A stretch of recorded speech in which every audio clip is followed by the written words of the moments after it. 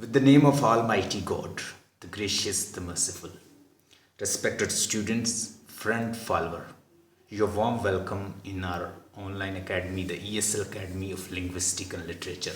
Our contact number is 030563194464. In today's e-lecture, you people will learn what is morpheme, what is morphology, what is morpheme, what is allomorph, what is morph, and what is the difference between morph and morpheme. You will also learn what is derivational morpheme, what is inflection morpheme. You will also learn about the construction of word, how can you form word, and what is affixation. In affixation, you will learn what is postfix, what is a suffix, what is prefix, what is infix, what is we have circumfix. We'll learn all that.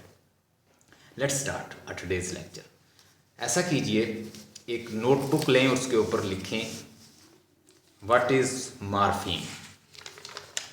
पहले ज़रा morphology की definition लिख लें ताकि आपको मज़ीद पता चल जाए कि morphology is the construction of word. Morphology in linguistic, morphology is known as construction of word. Words की फॉर्मेशन को, कैसे वर्ड फॉर्म होता है, कैसे कंस्ट्रक्ट होता है, कैसे लिंक होता है, कैसे दूसरे के साथ एसोसिएट होता है, ये सारी स्टडी को हम मॉर्फोलॉजी कहते हैं. जब हम मॉर्फोलॉजी की बात करते हैं तो सबसे पहले डिस्कस होता है व्हाट इज मॉर्फीम. इससे पहले जो हमने डिस्कस किया था phoneme. Phoneme is related to phones, sound. It means that was study of phonology, that was study of sound system, sound pattern in language. Phonology is the study of sound pattern in language. But now we are not interested to study sound system in language. Rather, we are interested to study morphs, allomorphs and morphemes. But whenever we study morpheme, it will also relate with it phonology as well. हम allomorph होता है कि physical structure क्या है, physical structure क्या है किसी morpheme का. आलो उसको कहते हैं, मॉर्फ कहते हैं. जब हम allomorph को स्टडी करेंगे, allomorph के साथ साउंड भी डिस्कस होगी.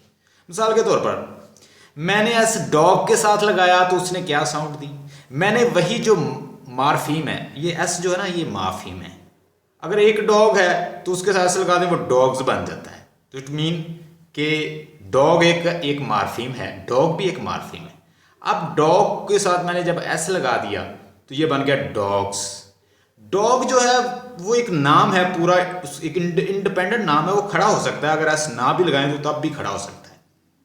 लिख लें, डॉग ऐसा मॉर्फीम है कि वो खड़ा हो सकता है बगैर किसी सपोर्ट के. लेकिन एस आप सारा दिन करती रहें, S S S, no, it does not carry any meaning जब तक आप इसको किसी फ्री मॉर्फीम के साथ नहीं लगाते.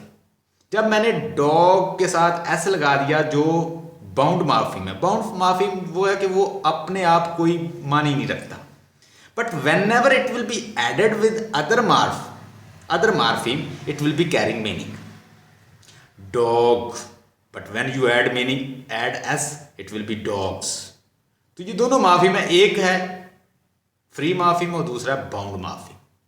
ठीक है जी. जितने भी प्रीफिक्सेस हैं, सफिक्सेस हैं, इनफिक्सेस हैं या पोस्टफिक्स है या जितनी भी अफिक्सेशन है, वो सारे मॉर्फीम हैं. ठीक है. इन्फ्लेक्शन मॉर्फीम कहते हैं. ये क्या है? इन्फ्लेक्शन मॉर्फीम क्या होते हैं? इन्फ्लेक्शन मॉर्फीम का मतलब ये है कि वो क्या करते हैं, वो जस्ट ग्रामेटिकली से वो ग्रामर वाइज कोई चेंज नहीं करते. वो मिसाल के तौर वो पार्ट ऑफ स्पीच को चेंज नहीं करते, वो वैसे रहता है. जैसे मैं डॉग है, डॉग एक नाउन है. जब इसके साथ मैं इन्फ्लेक्शन मॉर्फीम लगा दूंगा, इसके साथ लिंक कर दूंगा. इन्फ्लेक्शन का मतलब होता है लिंक करना. जब मैं इसके साथ लिंक कर दूंगा एस का, तो ये क्या बन जाएगा? डॉग्स. पहले भी डॉग नाम था, बाद में भी वो पार्ट ऑफ स्पीच नाम ही रहा, यानी उसकी तादाद बता देता है, प्लूरल. और ये इसको कहते हैं इन्फ्लेक्शनल मॉर्फीम. अब जरा थोड़ा सा लिख लीजिए व्हाट इज मॉर्फीम। मैं आपको जरा मॉर्फीम की डेफिनेशन लिखवा दूं, फिर उसके बाद आगे चलता हूं। What is morpheme? बुक्स में भी लिखा होगा, लेकिन मैं सिंपल लिखवाऊंगा। Morpheme is the minimal smallest contrastive and meaningful unit of grammar. देखिए, मैंने आपको 3 बातें बड़ी जबरदस्त बताई हैं। Morpheme is the smallest, contrastive, comma के बाद contrastive and meaningful unit of grammar. अब ये कंट्रास्टिव भी हम देखेंगे, नाउन देखेंगे, प्लूरल देखेंगे, वर्ब के लिहाज से देखेंगे, यानी वो वर्ब कौन सा है, प्लूरल है, उसके बाद वो सिंगुलर है, उसको कंट्रास्टिव का मतलब है कि डिफरेंट देखेंगे कि वो प्लूरल है, वो सिंगुलर है, वो ज़्यादा लोग हैं, वाहद है, जमा है, वो स्मॉलेस्ट भी होगा, सबसे छोटा सा होगा, मिनिमम जैसे एस है, ईएस है, ईडी है, ये सारे मॉर्फीम हैं। लेकिन ये लगाने से मीनिंग क्या बन जाते हैं।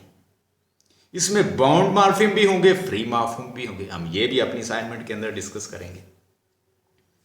किसी का क्वेश्चन हो यहां तक तो प्लीज, जो मैंने जो बातें की हैं कि मॉर्फीम क्या होता है, मैंने डेफिनेशन लिखवाई है।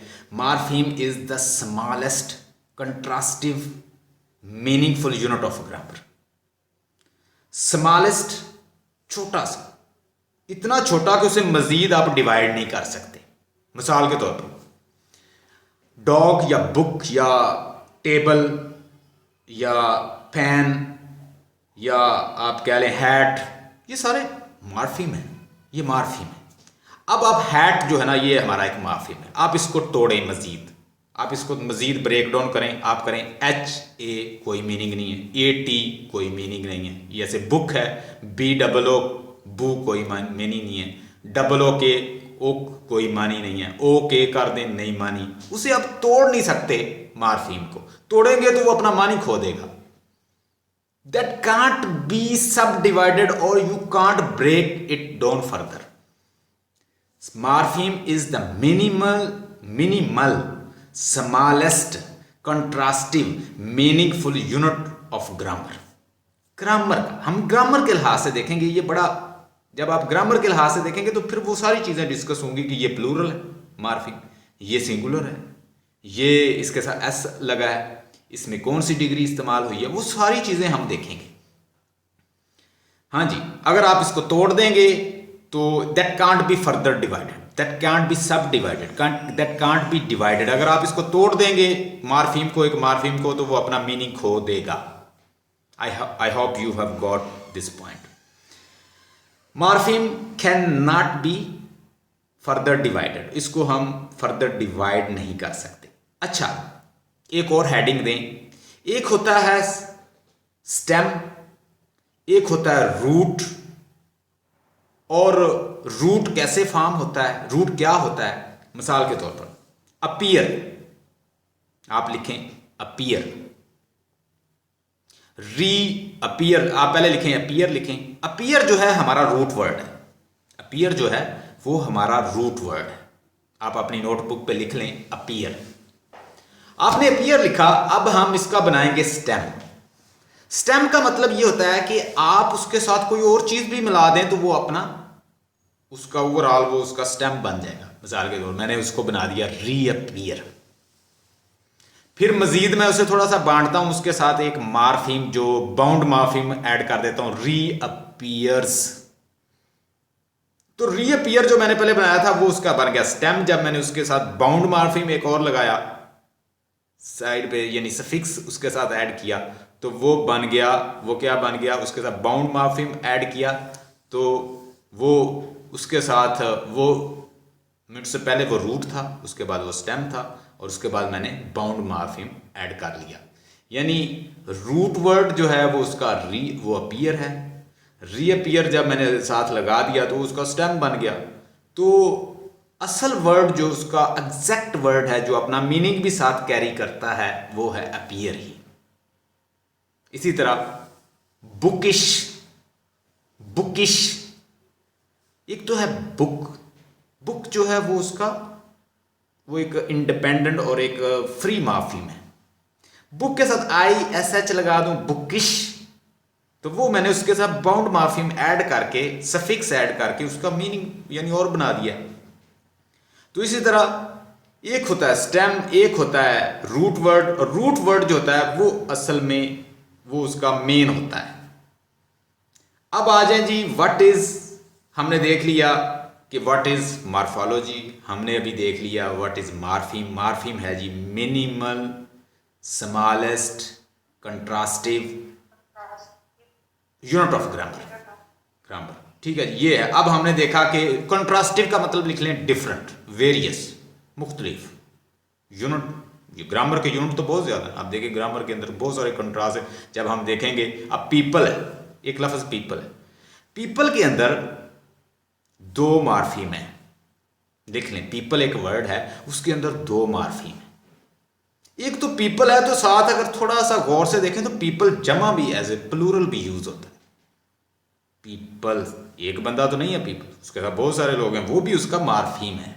हमने ग्रामर के लिहाज से देखना है, बी वेरी वेरी केयरफुल। हमने पहले जो बातें की थी वो फोनोलॉजी की थी, हमने फोन्स की बात की, साउंड की बात की। 44 जो हैं टोटल, कितने 44 साउंड्स होते हैं इंग्लिश लैंग्वेज के अंदर, जिसमें से 20 जो है वो वावल साउंड है और 24 कॉन्सोनेंट साउंड है। मजीद हमने सब डिवाइड किया तो हमें पता चला कि इसमें 12 जो है वो मोनोथॉन्ग्स हैं, 8 जो है डिफ्थॉन्ग्स हैं। डिफ्थॉन्ग्स वो होते हैं जो 2 वावल मिलके ग्लाइड्स की शक्ल में परफॉर्म होते हैं। प्रेशियस, यस, ईया, तो 2 साउंड्स जो मिलके वो एक साउंड देते हैं। ये हमने पहले जो बात की थी वो फोनोलॉजी की थी, लेकिन अब हम जो बात कर रहे हैं वो किसकी बात कर रहे हैं? मार्फीम, वर्ड्स की स्टडी, लफ्ज़ की स्टडी। लफ्ज़ को ब्रेक डाउन करके उससे हम कितनी चीज़ें मज़ीद निकाल सकते हैं। मिसाल के तौर पर एक लफ्ज़ है, लिख लें रीअपियरेबल। रीअपियरेबल, मैं सिंपल मिसालें दे रहा हूं आपको। रीअपियर जो है वो उसका रूट वर्ड है। रीएबल जो है, री जो है प्रीफिक्स लगाया, ये भी एक मार्फीम है। जो मैंने लास्ट पे एबल लगाया वो भी मार्फीम है। ठीक है, बाउंड मार्फीम है और दूसरा एक बाउंड मार्फीम है और एक फ्री मार्फीम है। फ्री मार्फीम जो अब खुद स्टैंड कर सकता है, book, dog, pen, hat, rat, set, ये सारे जो हैं खुद स्टैंड कर सकते हैं, उनका एक मानी है अपना, वो अपना एक रूट भी रखते हैं। लेकिन री है, अन है और लेस है, LY है, ये सारे ये they don't have any meaning. ये बाउंड हैं बेचारे, अगर ये लगे किसी के साथ लग जाएंगे तो ये मीनिंग ले आएंगे, otherwise they are carrying nothing. इनका कोई मीनिंग नहीं है अपने आप, लेकिन जब ये ऐड हो जाएंगे फिर ये मीनिंग क्रिएट कर लेंगे किसके साथ? जो फ्री मार्फिम, ये उसका हिस्सा बन के, फ्री मार्फिम का हिस्सा बन के ये मीनिंग देंगे। फिर अब देखिएगा मार्फ क्या होता है। पहले हमने मार्फिम को डिस्कस कर लिया, अब मार्फ को डिस्कस करते हैं। वो पूछ सकते हैं discuss difference between morpheme and morph. फिर वो ये भी पूछ सकते हैं what is difference between morpheme and allomorph. Discuss morpheme, allomorph and morph in morphology. ठीक है, they also discuss what is inflectional morpheme and derivational morpheme. Will see further, let's see what is morph. लिख लें, इसकी definition लिख लें। Morph is physical and phonetic representation of morpheme. लिख लीजिए, morph is the physical phonetic representation of morpheme. किसी morpheme की जो स्ट्रक्चरल, उसकी फिजिकल, उसकी फोनेटिक जो रिप्रेजेंटेशन है वो क्या कहलाता है? वो मार्फ कहलाता है। हर मार्फ जो है वो अपने अंदर एक मार्फीम रखता है, लेकिन ये जरूरी नहीं है कि हर मार्फीम का कोई मार्फ हो। थोड़ा सा कंप्लेक्स है बात, मैं समझ आ जाएगी। देखें, आप एक लफ्ज लिखें पीपल, पीपल लिखे, मैं मजीद आपको डिफाइन करता हूँ। पीपल जो है उसके आगे प्लस डाल के आगे लिख दें प्लूरल। एक तो उसका मार्फिम है कि वो पीपल है, कि वो एक भी हो सकते हैं, उसमें एक भी है और ज़्यादा लोग भी हैं, यानी उसका प्लूरल भी है। हमने ग्रामर के लिहाज से स्टडी करना है ना, तो हमने वाह, सिंगुलर, प्लूरल, ये भी चीज़ें देखनी है, क्योंकि मार्फिम जो है वो smallest contrastive unit of grammar है। प्लीज़ लिख लीजिए पीपल, उसके आगे प्लस डाल के लिख दें प्लूरल, कि एक मार्फिम नीचे मार्फिम 1 लिखें, उसके अंदर मार्फिम ये है कि वो पीपल एक आप भी मार्फिम है। एक अंदर उसके जो अंदर उसके छुपा हुआ है मार्फिम वो है कि वो जमा भी है, ऐसा प्लूरल भी है। अब जो प्लूरल है वो तो उसके अंदर छुपा हुआ है, हम उसकी फिजिकल रिप्रेजेंटेशन नहीं कर सकते। हाँ, पीपल की रिप्रेजेंटेशन हम कर सकते हैं। आप लिख सकते हैं जैसे फा साउंड है और एल, और फिर उसके बाद हम उसको फोनेटिक रिप्रेजेंटेशन में भी दिखा सकते हैं, ठीक है, उसके अंदर साउंड्स मौजूद हैं। लेकिन दूसरा तो जस्ट हमने ये लिख दिया कि वो प्लूरल भी है इसके अंदर, वो जीरो मार्फिम कहलाता है जो उसके अंदर मौजूद है। यानी इसके अंदर 2 मार्फिम है लेकिन मार्फ इसके अंदर एक ही है। जिसकी फिजिकल रिप्रेजेंटेशन आप कर सकेंगे वही माफ कहलाएगा। तो इसमें पीपल जो है वो माफ कहला सकता है, लेकिन जो उसके अंदर प्लूरल छुपा हुआ है उसकी कोई फिजिकल रिप्रेजेंटेशन नहीं है, हम उसे कहेंगे वो सिर्फ माफिम है।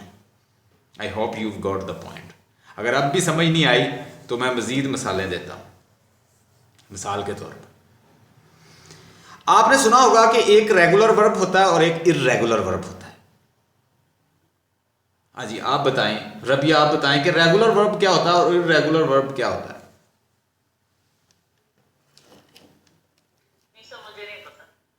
हाँ जी, लिख लें, मैं बता देता हूं। रेगुलर वर्ब ऐसा वर्ब है कि अगर आप ईडी का इजाफा कर दें तो वो रेगुलर वर्ब बन जाता है। मिसाल के तौर पर वर्क है तो मैं दूसरी फॉर्म बनाऊं वर्कड वर्कड, ठीक है। पहली फॉर्म स्टडी है, दूसरी स्टडीड स्टडीड। पहली फॉर्म लर्न है तो दूसरी लर्न लर्न कर दूं, ठीक है। अगर मैं कहूं टेक टुक टेकन, अगर मैं कहूं सिंग सैंग संग, ड्रिंक ड्रैंक ड्रंक, ये इर्रेगुलर वर्ब है कि पहली फॉर्म और दूसरी और तीसरी और, इसको कहते हैं इर्रेगुलर वर्ब। अब यहां पे देखें, आप लिखें एक वर्ड लिखें सैंग, सिंग सैंग संग, drink drank drunk, did do did done. पहली फॉर्म और है, दूसरी और, तीसरी और है। तो जिसमें एक फ्लो से ईडी का इजाफा करते जाए दूसरी तीसरी फॉर्म बन जाए वो रेगुलर वर्ब है जिसमें। और जितने भी रेगुलर वर्ब हैं वो सारे 2 मार्फिम रखते हैं, 2 ही उनके अंदर मार्फ होते हैं। मार्फ होता है किसी मार्फिम की फिजिकल रिप्रेजेंटेशन। अगर कोई मार्फिम अपनी फिजिकल रिप्रेजेंटेशन नहीं दिखा रहा तो वो आपका वो सिर्फ एक मार्फ रखता है। हर माफ जो है वो अपने अंदर मार्फिम जरूर रखता है, लेकिन हर मार्फिम के अंदर माफ नहीं होता। अब देखें, मैं मिसाल देता हूं, सिंग लिखें, जरा सैंग लिखें। सैंग के अंदर कितने मार्फिम है? इसके अंदर 2 मार्फिम है। एक तो मार्फिम है कि वो सिंग वो खुद एक है, सैंग एक उसके अंदर मौजूद है। दूसरा कि वो दूसरी फॉर्म भी है। अगर वर्ब के लिहाज से, ग्रामर के लिहाज से देखा जाए तो वो दूसरी फॉर्म भी है। हम प्लस में लिखेंगे कि वो दूसरी फॉर्म भी रखता है। उसको हम नल भी कहेंगे, जीरो मार्फिम भी कहेंगे, ये इसी को कहेंगे। अब इसके अंदर सैंग के अंदर कितने मार्फिम है? जरा अम्बरीन आप बताइए, इसके अंदर कितने, सैंग के अंदर कितने मार्फिम है? लिख लें, एक सैंग और आगे प्लस लिख लें, जीरो जो मार्फिम उसके अंदर मौजूद है जो कि दूसरी फॉर्म है। इसके अंदर 2 मार्फिम है, लेकिन इसका मार्फ एक ही है। मार्फ क्यों एक है कि फिजिकल रिप्रेजेंटेशन सिर्फ हम सिंग की दे सकते हैं, सैंग की दे सकते हैं। जो दूसरी फॉर्म है वो तो उसके अंदर मौजूद है ना, तो उसकी तो हम नहीं दे सकते, इसलिए उसका माफ एक है। अब लिखें जरा, दूसरी लिखें वर्कड। पहली फॉर्म होती है वर्क, दूसरी वर्कड। अब वर्कड के अंदर कितने मार्फिम है? एक तो है वर्क, उसको आप साइड पे कर लें। एक उसके साथ जो ईडी ऐड किया हुआ है वो भी एक मार्फिम है। तो ये 2 मार्फिम है और 2 ही इसकी फिजिकल रिप्रेजेंटेशन भी हम दिखा सकते हैं, डा लिख के और उसका वर्क को लिख के हम दिखा सकते हैं। तो इन दोनों को फिजिकल फॉर्म में भी दिखाया जा सकता है। इसके 2 मार्फ है। I hope you got a point. अगर अभी भी समझ नहीं आया तो मैं मजीद मसाले देने के लिए तैयार हूँ।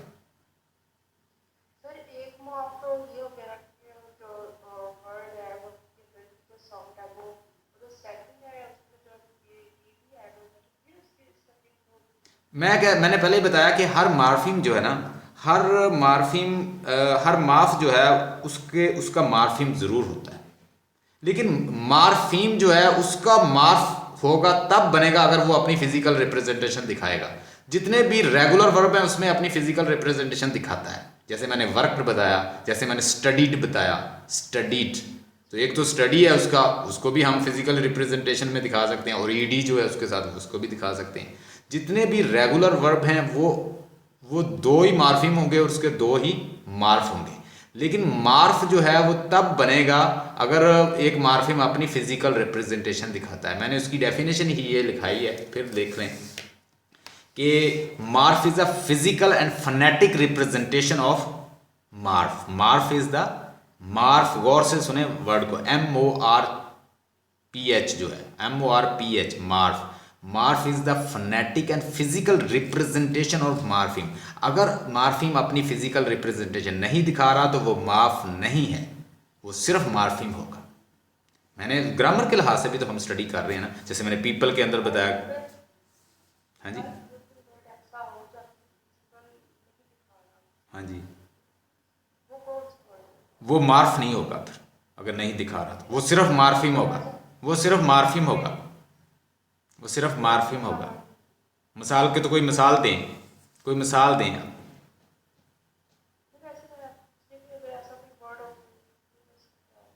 अगर कोई अपनी फिजिकल रिप्रेजेंटेशन नहीं दिखा रहा तो वो मार्फिम होगा, वो जिसे ज़ीरो मार्फिम कहेंगे। उसे क्या कहेंगे, लिख लें, ज़ीरो मार्फिम, नल मार्फिम। ये सारे पॉइंट्स आप जब बुक पढ़ेंगे, अपने नोट्स पढ़ेंगे, उसमें सारे आपको मिल जाएंगे ये चीज़ें मज़ीद एग्जाम्पल के साथ। लेकिन मैं इसलिए आपको बता रहा हूँ ताकि आपको उधर से समझ आ जाए। आप एक दफ़ा ये सुनेंगी, उधर से आप समझ लेंगी।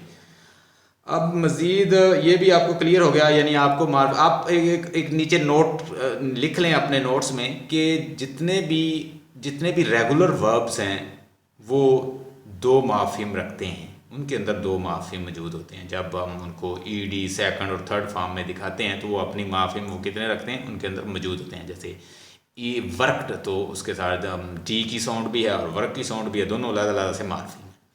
लेकिन अगर हम इर्रेगुलर की बात करें तो इर्रेगुलर अपने फिजिकल रिप्रेजेंटेशन नहीं देता, लेकिन वो सेकंड फॉर्म भी होता है और साथ वो अपना एक मार्फिम भी रखता है, तो उसके अंदर सिर्फ एक मार्फ होता है। अब ज़रा बात करते हैं आलोमार्फ पे। What is allomorph? What is allomorph? Right,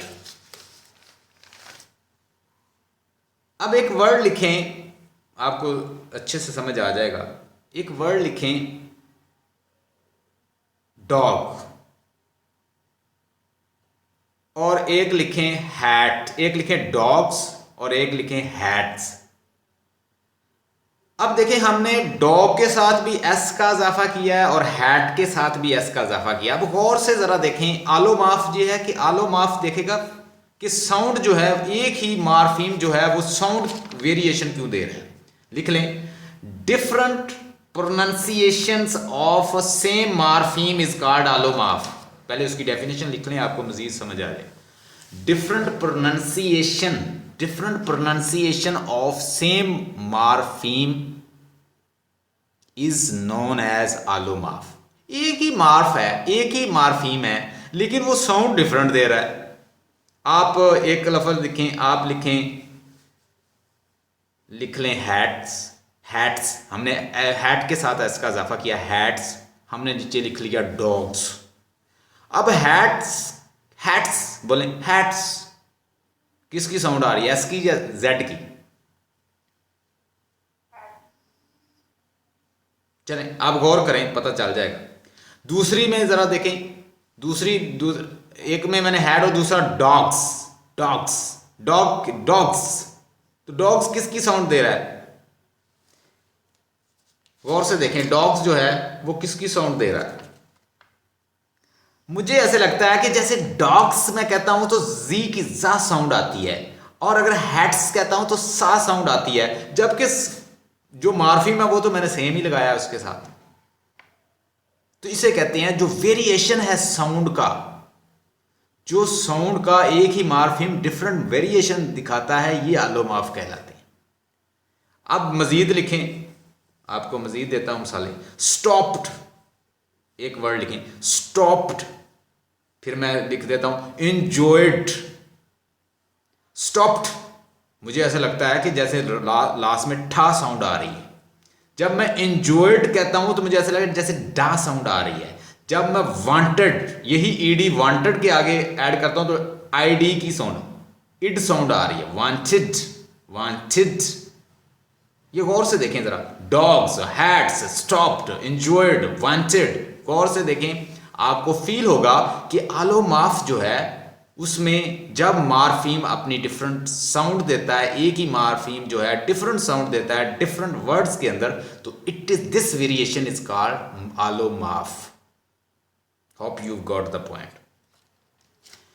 inflection और डेरिवेशनल मार्फीम, इसको हम डिस्कस करेंगे, ये भी मैं आपको समझा देता हूं। पहले तो आप ये देखें,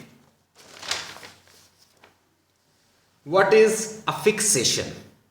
हेडिंग दे लें सिंपल, व्हाट इज अफिक्सेशन।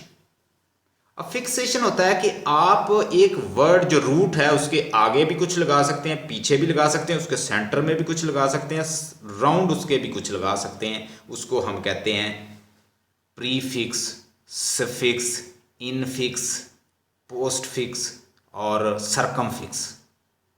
ये सारी फिक्सेशन है। अब फिक्सेशन ओवरऑल ये प्रोसेस कहलाता है जो कि मार्फोलॉजी का हिस्सा है।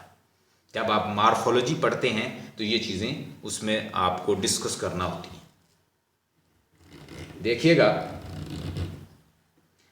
अच्छा एक होता है फंक्शनल, एक होता है फंक्शनल मार्फीम और एक होता है लेक्सिकल मार्फीम।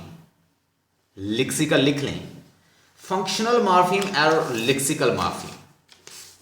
मैं अभी एक वर्ड लिखता हूँ, एक सेंटेंस लिखता हूँ, उसके अंदर हम सभी मिलके फाइंड करते हैं कि कहाँ कहाँ फंक्शनल पता कौन से होते हैं। जैसे प्रोनाउन है, फंक्शनल कौन से मार्फीम पता है, जैसे प्रपोजिशन है, जैसे प्रोनाउन है, इस तरह की चीज़ें जो एज ए फंक्शन आर्टिकल है, डिटर्मिनर्स हैं, द, एन, प्रपोजिशन, ये सारे होते हैं फंक्शनल मार्फीम।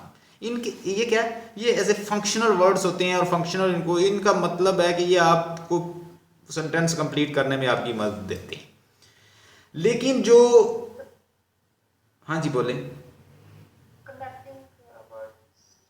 कनेक्ट करने में आपकी हेल्प करते हैं सेंटेंस में। अभी हम एक सेंटेंस लिखेंगे, उसके अंदर से फाइंड करेंगे कहाँ कहाँ पे ये मौजूद हैं और कहाँ पे लेक्सिकल मौजूद हैं। ठीक है, लेक्सिकल या डेरिवेशनल मौजूद हैं।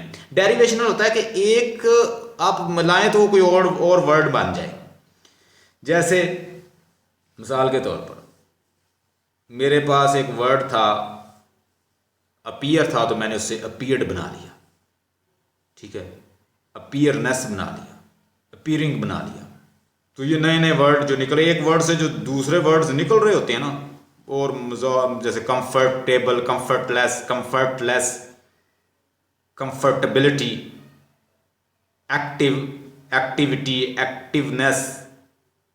ठीक है, एक्ट, और मजीद उसको तोड़ता गया तो अगर मजीद उसका बेस फाइंड करूंगा तो वो एक्टिव से भी एक्ट बन जाएगा, बेस फॉर्म उसकी आ जाएगी, रूट एक्ट आ जाएगी। तो ये वर्ड को हम उसकी एनाटॉमी देखने लगे हैं। अभी देखें, लिखें एक सेंटेंस लिखें, the girls wildness shocked the teacher. The girls की वाइल्डनेस, गर्ल्स की वाइल्डनेस ने टीचर को शॉक्ड कर दिया। The girls wildness shocked the teacher. The girls wildness shocked the teacher. Shocked का मतलब होता है हैरान होना। द टीचर, गर्ल्स की जो वाइल्डनेस है, उनकी जो बोल्डनेस है, जो बेहुदा काम कर रही थी, तो उसने टीचर को, जी ये एक ओवरऑल इसकी सेंस है।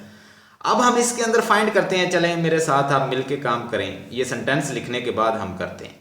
अच्छा, आप जो फंक्शनल है उसके ऊपर आपने लिख देना है कि ये फंक्शनल मार्फीम है। जैसे मिसाल के तौर पर फंक्शनल, दा जो है ये फंक्शनल है, गर्ल जो है वो क्या है, लिक्सिकल। लिक्सिकल की एक वर्ड है गर्ल, गर्ल, हम इसके अंदर इसको लिखेंगे, ये लिक्सिकल है। जो गर्ल्स उसके साथ इजाफा किया हुआ है मार्फीम का, ये डेरिवेशनल है।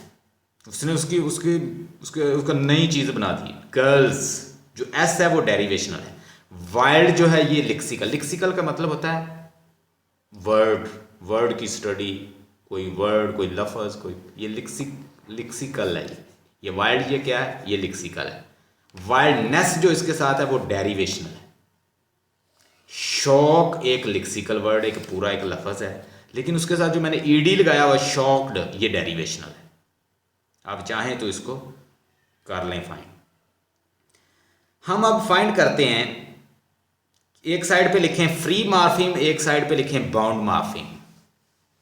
फ्री मार्फिम एंड बाउंड मार्फिम, एक साइड पे फ्री मार्फिम लिख के सेंटर में उसमें लाइन लगा लें, दूसरी लाइन में दूसरी साइड पे लिख लें बाउंड मार्फिम।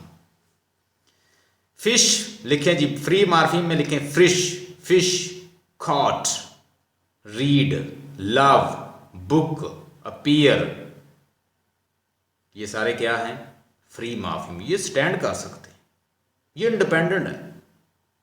इसको आप फ्री मार्फिम कह लें, इंडिपेंडेंट कह लें, आज़ाद हैं, ये खुद अपनी एक सेंस रखते हैं। अब कुछ मार्फिम ऐसे हैं जो अकेले कुछ नहीं है लेकिन साथ मिलके कुछ बना देते हैं। बाउंड मार्फिम, आप एक ईंट को उठा के ना, ईंट को उठा के साइड पे रख दें, ईंट की कोई वैल्यू नहीं। अब ईंट को उठा के बिल्डिंग में लगा दें, बिल्डिंग का हिस्सा बन जाएगी, खूबसूरत लगे। अब बिल्डिंग से एक ईंट निकाल दें तो वो बुरा लगेगा। Bound मार्फिम,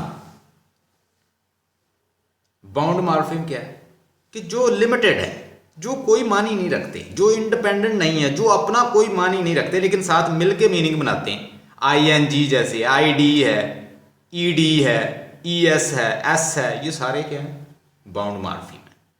no let's discuss today's assignment. आज की हम असाइनमेंट जो है वो डिस्कस करते हैं, यही चीज़ें होंगी। निकालिएगा, आपको मैंने सेंड की हुई है मार्फोलॉजी की एक assignment. Morphology, what is morphology? Morphology is a study of forms. आपके पास असाइनमेंट है PDF फॉर्म में, आप देखें अपना ग्रुप, नहीं तो मैं दोबारा फिर सेंड करने के लिए तैयार हूँ। मेरे पास ग्रुप में, आपके ही ग्रुप में मौजूद है। Have you got in your group? Please open this, इसको ओपन कीजिए। अगर आपको प्रॉब्लम है तो मैं दोबारा आपको सेंड कर देता हूँ, आप उधर से ओपन कर लीजिए।